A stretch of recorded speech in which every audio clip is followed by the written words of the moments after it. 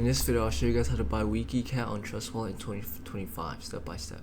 If you haven't already downloaded and installed Trust Wallet from the App Store or Play Store, create your wallet and be sure to save your recovery phase somewhere safe.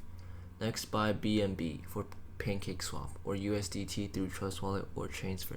Then transfer from another exchange like Binance or Coinbase. If you're on Android, tap the D tabs tab.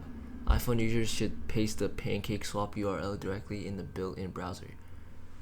Once on PancakeSwap, connect your Trust Wallet, then in the swap section, choose BNB as your from token into the field.